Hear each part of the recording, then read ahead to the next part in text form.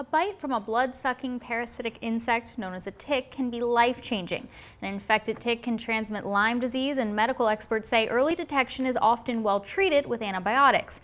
But making that initial diagnosis might be hard to pinpoint. Physicians say the optimal length of treatment to prevent recurrence or late manifestations of the disease is a controversial topic. News Center's Kaitlyn Chana spent a few days with a family that really almost got lost their daughter to Lyme. And Kaitlyn, how many years did this go on before she was diagnosed? It was 4 painstaking years, Chris and Sam. You know, the sad thing about this was this young girl was 7 when symptoms started popping up, and her family never received answers from specialists until she was 11 years old.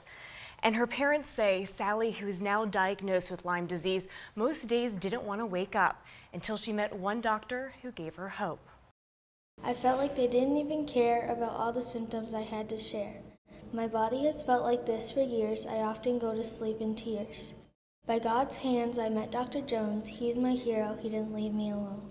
After 4 long years of not knowing what's wrong, Sally Jordan says 85-year-old Dr. Charles Ray Jones answered her prayers. Then he looks me in the eye and he says, "You're fixable." Fixable of what Dr. Jones calls chronic Lyme disease caused by a poppy seed-sized infected tick. Dr. Jones says it can cause you to be bedridden for the rest of your life. I mean, some are very, very sick, and you know, Sally is still suffering with it. She's able to function now, but she was really ill. Sally's parents, Lisa and Ralph Jordan, say it took about 30 doctors, tens of thousands of dollars, and hundreds of miles of traveling to meet with specialists to get no answers at all. Told her she was crazy and it was all in her head, and she needed to volunteer at a soup kitchen to make herself feel good about herself. 14-year-old Sally tested negative for Lyme disease, but her symptoms range from short-term memory loss to shooting pain.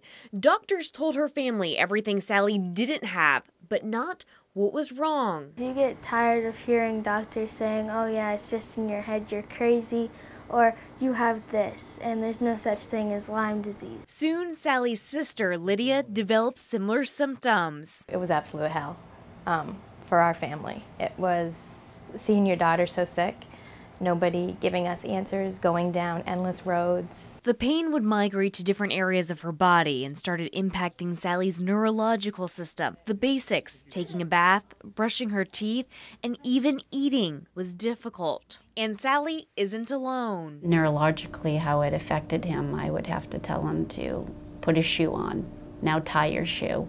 I mean, it came to that point. Jackie Carroll's son, Jimmy, was diagnosed with Lyme disease and says their family physician stopped providing support after he passed his 30-day antibiotic treatment for Lyme disease. So we went back to our family doctor and said, "Hey, we know what he has, you know, will you treat it?" And he said no, and he wouldn't give me a referral. In Maine, once patients pass the 30-day period, doctors believe the disease isn't persistent, meaning there is no late stage of Lyme disease. So these Maine families made the trek across 4 states, desperately clinching to hope after hearing that Dr. Jones would treat their post-Lyme kids. Don't really know how to treat it because they don't see the Lyme disease. They don't see the people who have it. The people who come here have many times been to many physicians before they come here, before they find someone who's able to make the diagnosis. But not all doctors agree with Dr. Jones. He's been investigated by his medical board on how he treats Lyme patients using long-term antibiotics. If the people aren't well, they aren't fixed. They treat them until they are well, and that can mean 3 months. And here, 3 months up to 17 years. The guidelines for Lyme disease by the International Lyme and Associated Diseases Society, also known as ILADS, shows antibiotic treatment should continue until all symptoms have disappeared completely. However, the Centers for Disease Control follows the Infectious Disease Society of America that shows after 3 weeks of treatment, patients should be cured of Lyme. Internist and pediatrician Beatrice Zantier says these guidelines on the optimal treatment duration shows the inconsistency on how doctors approach this tick-based illness. Both use scientific evidence and draw different conclusions. And that's really tough for people to accept, that you can look at the same data and draw different conclusions. But it's a matter of convincing the physicians who might be the pediatricians or family practitioners that they're not going to be in danger by being on antibiotics for a long time. They're endangered by not being treated and having their brains and the whole body being destroyed by the infection. Dr. Jones says healthcare leaders are taking aggressive measures towards him in how he practices medicine. But families like the Carrolls and Jordans stand by him. He saved our girls, and not just our girls, but a wall full of thousands and thousands of people that their kids were suffering to the point of they didn't want to live anymore. Sally on meeting Dr. Jones. That was probably the best day of my life. The man behind the stethoscope and tracksuit gave her faith. Because I got answers from why I was sick. I had somebody actually read my medical files, believe in me, and tell me that I was fixable. Dr. Jones believes the mind doesn't know what the mind doesn't see. Nope. And that's why other physicians misdiagnosed Sally. Now the 5-hour drives to New Haven, Connecticut from Maine are more enjoyable and filled with optimism and promise. Dr. Jones says Jimmy and Lydia are cured from Lyme. By a tick. Yet Sally is still suffering with the disease. For these Mainers, Dr. Jones is a family member. We thank God for finding Dr. Jones. It's, you know, like we have Jimmy back, so it's awesome.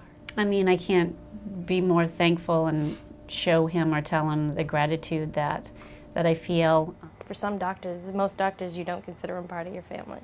And he's like a father figure to me and a grandparent to my girls. Without his help, I probably wouldn't be here today. I love him, and he's my hero. Now, News Center reached out to Eastern Maine Medical Center for a response to treating this tick-based disease. EMMC released the following statement, which reads, in part, in treating Lyme disease, EMMC provides carefully considered scientifically proven information and guidelines developed by experts. The statement goes on to say, typically treatment for patients who have been diagnosed with Lyme disease includes a 3 to 4 week course of antibiotics, which is successful in treating most cases. This practice of treatment falls under the CDC guidelines. And Chris and Sam, you know, I spoke with Lisa Jordan yesterday, and she was sharing me a little bit about an update of Sally, and Sally's health is actually declining, and I think we can all say, and I can say this for News Center, that we just hope she's feeling better. Yeah, absolutely. There's certainly nothing worse for a parent than not knowing why their kid is sick, and when they're sick, not being able to help them. So. And for 4 years it took before they got answers. Unbelievable. Thanks very much for that report, Kaitlyn.